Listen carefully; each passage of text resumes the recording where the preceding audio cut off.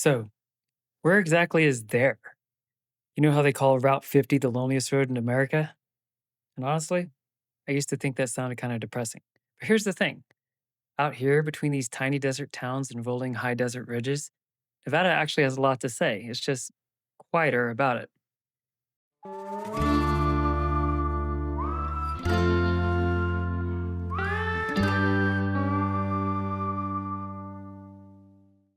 We left Reno and drove east for hours through Austin, Eureka, Ely, three little towns that most people just blow right through.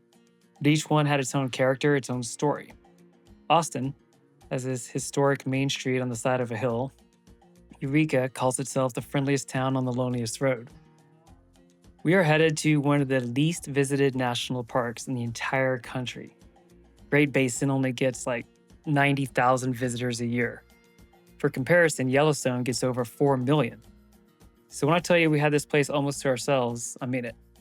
3 days, 2 nights, and seriously, we were so impressed how this remote place at the edge of Nevada forced us to reflect on how we think about time itself.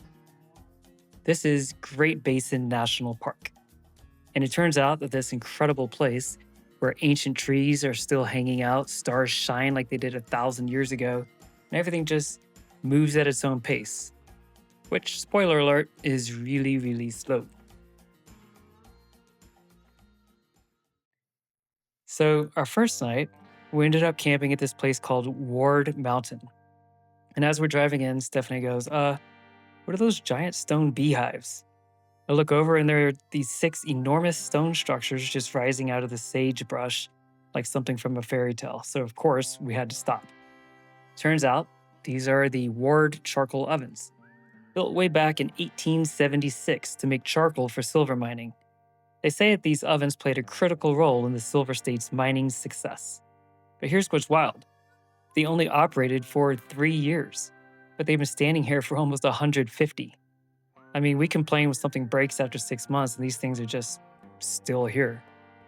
In the Wild West part, after the mining stopped, these ovens became hideouts for stagecoach bandits.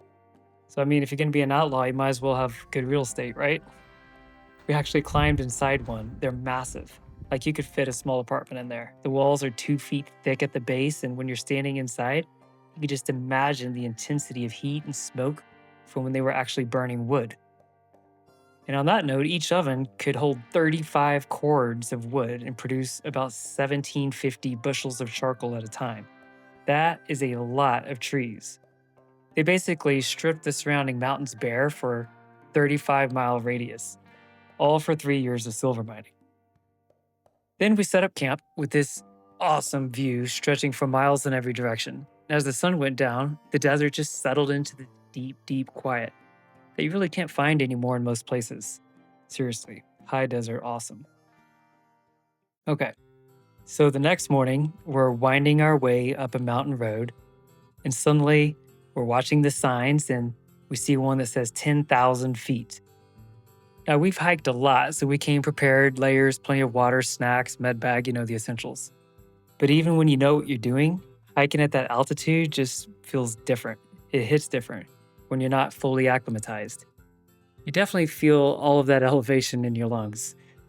So we did 6 miles through what they call the high country, past Nevada's only glacier, and two tiny alpine lakes or ponds, and the 13,000-foot Wheeler Peak towering overhead. Nevada's second highest mountain, by the way.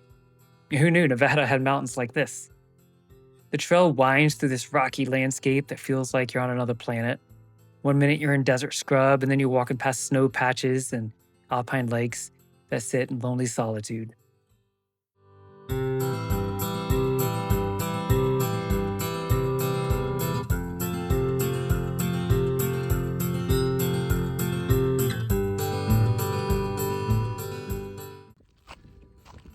Out here in Great Basin National Park, hiking the Glacier Trail. It's quite beautiful. Bristlecone pines are up ahead. Guys, these trees are insane. Some of them are over 4,000 years old. These Great Basin bristlecones are among the oldest living organisms on Earth. Think about that for a second. These trees were already ancient when Rome was founded. They were here before Christ, before the pyramids were even finished, and they're still growing today. The harsh conditions up here, the terrible soil, the brutal Nevada winds, it all slows them down so much that they just persist through time. While everything else gives up, they just keep going, one ring at a time. Their wood is so dense, resin rich, that even when they die, they don't rot.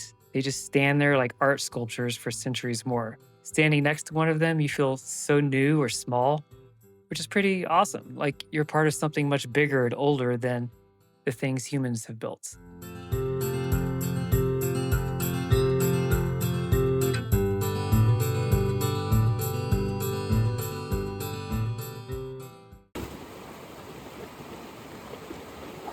Night 2. We moved deeper into the park to Baker Creek Campground. Got a fire going, made some dinner, and then just waited. Because here's something most people don't know. Great Basin is what's called an international dark sky park, which basically means it's protected from light pollution and sits up at high enough altitude that on a clear night, and I mean crystal clear, you can see over 6,000 stars. That's double what's considered optimal viewing. When full darkness hit, it was like God just flipped a switch. The Milky Way stretched across the entire sky like this river of light, and you could see it moving as the Earth turned. No telescope needed. Awesome. You know that feeling when you're looking at something so big that your brain can't fully process it? That's definitely stargazing here. Steph and I just lay there on a blanket staring up at this starry sky above us. Talk about feeling small. It's the kind of quiet and darkness that makes you think about, well, everything.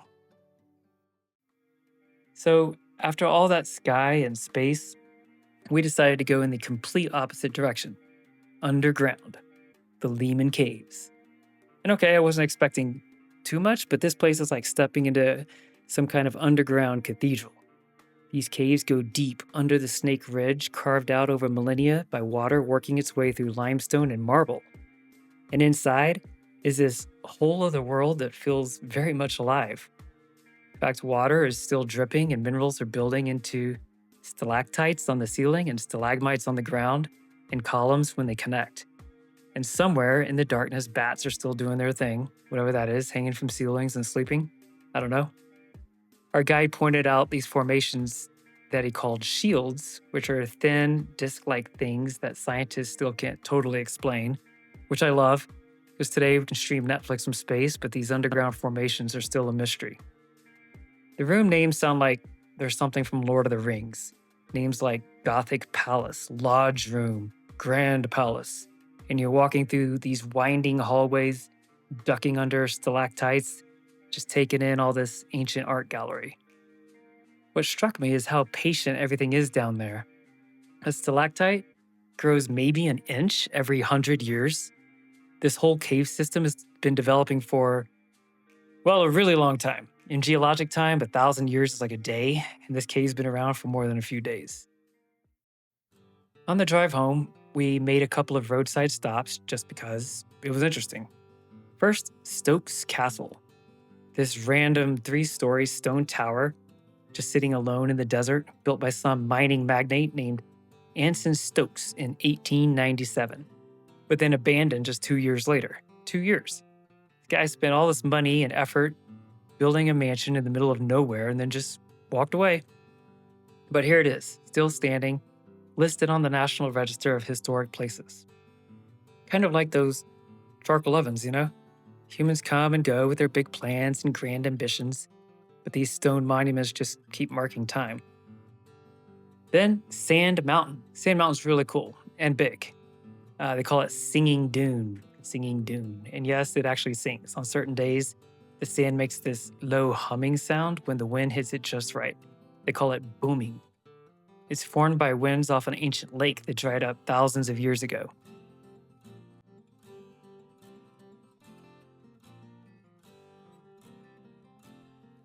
You know, one key takeaway I have about Great Basin is how old yet intimate everything felt, how personal. Trees growing an inch per century just hanging in there. caves being carved drop by drop, stars that have been shining since the beginning of time, ovens built for silver dreams that lasted only 3 years but have endured 150.